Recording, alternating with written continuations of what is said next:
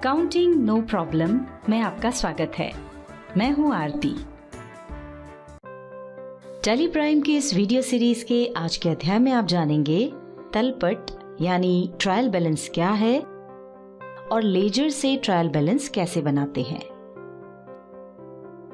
इसके पहले वाली वीडियो में हमने आपको बताया था लेजर क्या है और जर्नल से लेजर में पोस्टिंग कैसे की जाती है। इस वीडियो में आप पहले ये समझेंगे कि ट्रायल बैलेंस क्या है और उसकी आवश्यकता क्यों पड़ती है। ट्रायल बैलेंस लेजर के सभी अकाउंट्स से ज्ञात किए गए डेबिट तथा क्रेडिट पक्षों के योग के पश्चात निकाले गए अंतर की एक सूची है। इसका मतलब ये हुआ कि ट्रायल बैलेंस हमारे द्वारा बनाए गए सभी अकाउंट को समराइज करता है। यदि हमसे पोस्टिंग में कोई गलतियां हो गई हों तो उन्हें भी हम ट्रायल बैलेंस के द्वारा पकड़ सकते हैं। ट्रायल बैलेंस की आवश्यकता मुख्यतया दो कारणों से होती है। पहला कारण, कई बार ऐसा होता है कि हम अपने व्यवसाय का अध्ययन करने के लिए सभी खातों की स्थिति एक साथ देखना चाहते हैं, यानी हमारे जितने भी अकाउंट्स हैं उनका जो भी डेबिट या क्रेडिट बैलेंस है वो हम एक साथ एक स्थान पर देखना चाहते हैं। दूसरा कारण है, जैसा कि हम जानते हैं, डबल एंट्री सिस्टम के सिद्धांतों के अनुसार प्रत्येक ट्रांजैक्शन की दो जगह एंट्री की जाती है, एक डेबिट पक्ष में, दूसरी क्रेडिट पक्ष में। दोनों पक्षों में लिखी जाने वाली रकम एक ही होती है। अब यदि हम ये जानना चाहते हैं कि हमने डबल एंट्री सिस्टम की सहायता से जो जर्नल तैयार किया है उसमें या लेजर में जो पोस्टिंग की है उसमें कोई गलती तो नहीं हुई है, तो इसके लिए किसी एक स्थान पर सभी खातों के जो भी बैलेंस हैं, जैसे यदि खाते का डेबिट बैलेंस है तो उसे डेबिट साइड में और यदि खाते का क्रेडिट बैलेंस है तो उसको क्रेडिट साइड में लिख लेंगे। लिखने के बाद डेबिट और क्रेडिट साइड के दोनों पक्षों का जोड़ लगाने पर वो बराबर होना चाहिए। अगर दोनों पक्षों का जोड़ नहीं मिलता है तो दो बातें हो सकती हैं। पहली, या तो हमने जर्नल में दोनों पक्ष में एक समान अमाउंट नहीं डाले हैं या जर्नल से लेजर में पोस्टिंग करते वक्त कहीं गलती हो गई है, जिसे हम ढूंढकर यानी रीचेक करके दूर कर सकते हैं। आइए, हमने जो लेजर तैयार किया है उनमें खातों में जो भी शेष है उसके आधार पर ट्रायल बैलेंस शीट तैयार कर लेते हैं। देखिए, हमारे कैपिटल अकाउंट में क्रेडिट बैलेंस 1 लाख रुपए है, तो इसे हम ट्रायल बैलेंस शीट में क्रेडिट में लिख लेते हैं। अब अमाउंट लिखने के बाद लेजर से जिस अमाउंट को हमने बैलेंस के रूप में लिया है उसे पीला कर देते हैं। इससे यह पहचानने में आसानी होगी कि हमने इस खाते का बैलेंस ट्रायल बैलेंस शीट में लिख लिया है। इसी तरह कैश अकाउंट में डेबिट बैलेंस 86,900 रुपए है, तो इसे हम ट्रायल बैलेंस शीट में डेबिट में लिख देंगे और इसी तरह हम सभी खातों के बैलेंस ट्रायल बैलेंस शीट में लिख देंगे। चलिए लेजर्स में चलकर देख लेते हैं कि कोई बैलेंस छूटा तो नहीं है। देखिए, सभी बैलेंस पीले दिखाई दे रहे हैं, मतलब हमने सभी लेजर्स के बैलेंस को ट्रायल बैलेंस शीट में लिख लिया है। अब हम ट्रायल बैलेंस के दोनों साइड की जोड़ लगाकर देख लेते हैं। ये देखिए, हमारे दोनों पक्षों की जोड़ बराबर आ रही है। इसका मतलब ये हुआ, जैसा कि हमने आपको पहले भी बताया था, हमने जर्नल में जो एंट्रीज की हैं उनमें या जर्नल से लेजर में जो पोस्टिंग की है उसमें कोई गलती नहीं हुई है। ये काम भी हमें टैली में अब नहीं करना पड़ता है, ये अपने आप हो जाता है। अब आप ट्रायल बैलेंस शीट में जो अलग अलग खाते देख रहे हैं ये अलग अलग प्रकृति के हैं। इनकी प्रकृति समझने के लिए पहले हमें कुछ बातों को समझना होगा। हमारे जितने भी खाते होते हैं उन्हें हम 4 श्रेणियों में बांट सकते हैं: असेट्स, लायबिलिटीज, इनकम और एक्सपेंसेस। वैसे तो हम इन चारों की परिभाषा आपको पहले बता चुके हैं, पर यह बहुत ही महत्वपूर्ण है, इसलिए फिर से देख लेते हैं। संपत्ति यानी असेट्स। व्यापार या व्यवसाय की ऐसी समस्त वस्तुएं जो व्यापार या व्यवसाय के संचालन में सहायक होती हैं और जिन पर व्यवसायी का स्वामित्व होता है, संपत्ति कहलाती हैं। ये दो प्रकार की होती हैं, स्थायी संपत्तियां और चालू संपत्तियां।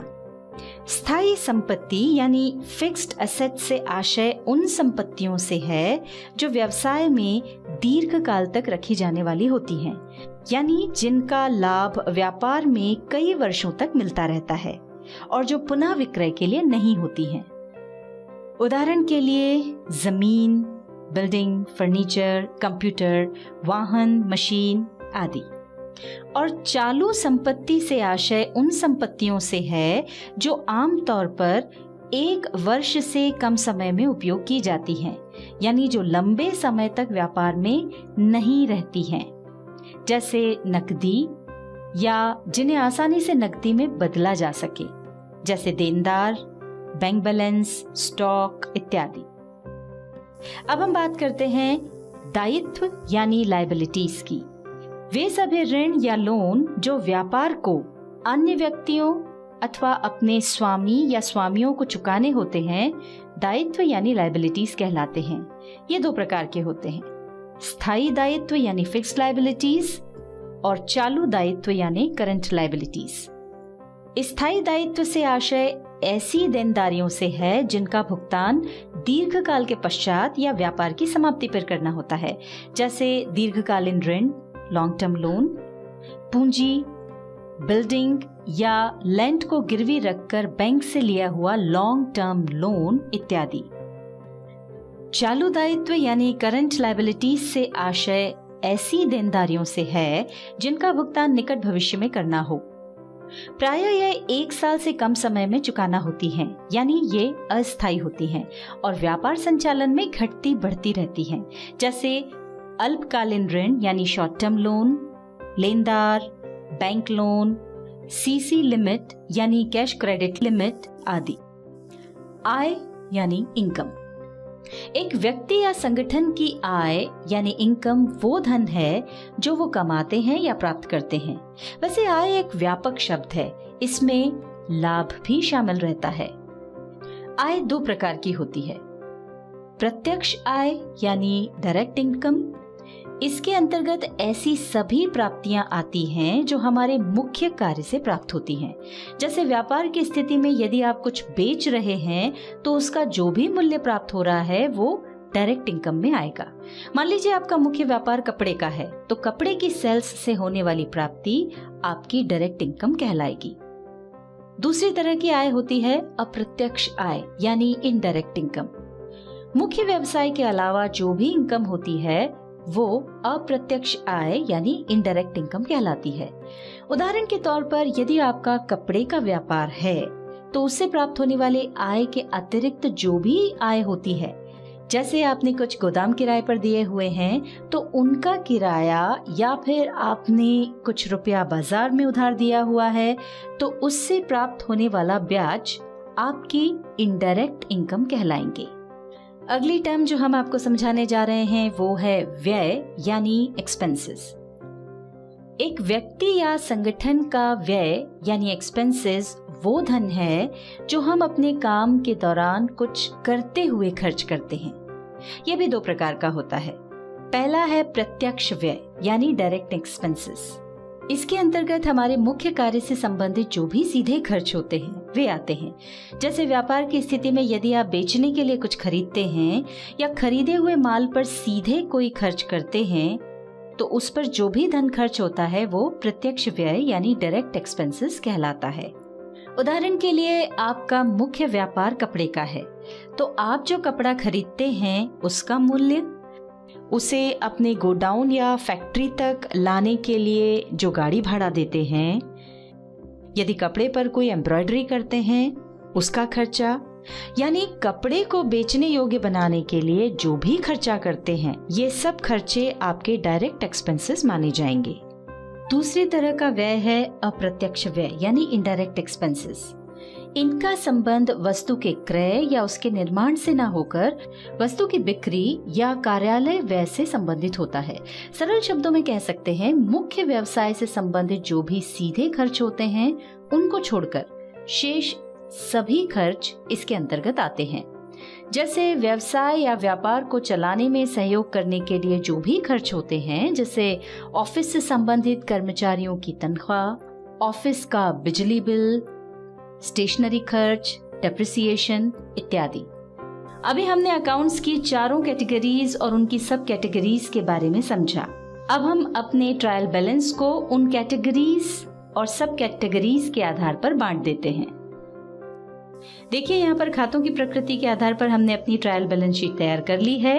अब आगे बढ़ते हैं। हमारा व्यापार अच्छा चल रहा है और इस कारण से हमने कुछ नए खाते और बना लिए हैं।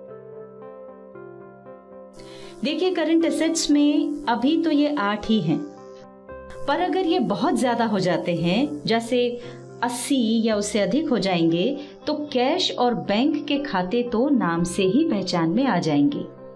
पर शेष खातों के बारे में हमें ये समझने में दिक्कत होगी कि इनमें से कौन से खाते ऐसे हैं जिन्हें हमने रुपया उधार दिया है और कौन से ऐसे हैं जिन्हें हमने उधार माल बेचा है। भविष्य में आने वाली इस समस्या का समाधान ये है कि हम इन खातों को छांटकर एक जैसे खातों को एक स्थान पर रख दें और उनको कुछ नाम दे दें। ऐसा करने से हमें खाते किस तरह के हैं ये पहचानने में आसानी हो जाएगी। उदाहरण के लिए, अभी हमारे पास करंट एसेट्स में जो 8 खाते हैं, उनमें से एक खाता कैश का है, 2 बैंक के हैं, एक खाता ऐसा है जिसे हमने रुपया उधार दिया और 4 खाते ऐसे हैं जिन्हें हमने उधार माल बेचा है। हम इन सभी खातों को हेडिंग दे देते हैं। इन हेडिंग्स को हम ग्रुप भी कह सकते हैं। ग्रुप से तात्पर्य है एक जैसी वस्तुओं या खातों का एक स्थान पर रखा होना। ये देखिए, अब हमारी बहुत ही सुंदर और समझने में सरल ट्रायल बैलेंस शीट बन गई है। इसमें अलग अलग ग्रुप बने हुए हैं और उनके अंतर्गत हमारे खाते दिखाई पड़ रहे हैं। यहाँ बहुत ही महत्वपूर्ण बात समझने के लिए ये है कि हमने पहले खाते बनाए, फिर उन्हें ग्रुप के अंदर रख दिया, पर टैली में इस तरह से नहीं करना होता है। टैली में ग्रुप पहले से बने हुए होते हैं, हमें सिर्फ उन ग्रुप्स के अंदर खाते खोलना होते हैं। इसके बारे में हम डिटेल में लिस्ट ऑफ अकाउंट्स वाली वीडियो में बताएंगे। टैली में हमें ट्रायल बैलेंस शीट नहीं बनाना होती। हम जो ट्रांजैक्शन रिकॉर्ड करते हैं उसी के आधार पर टैली हमें ट्रायल बैलेंस शीट बनाकर दे देता है। इसके बाद वाली वीडियो में हम जानेंगे कि trading and profit and loss account क्या होता है और ट्रायल बैलेंस शीट के आधार पर उसे कैसे बनाया जाता है।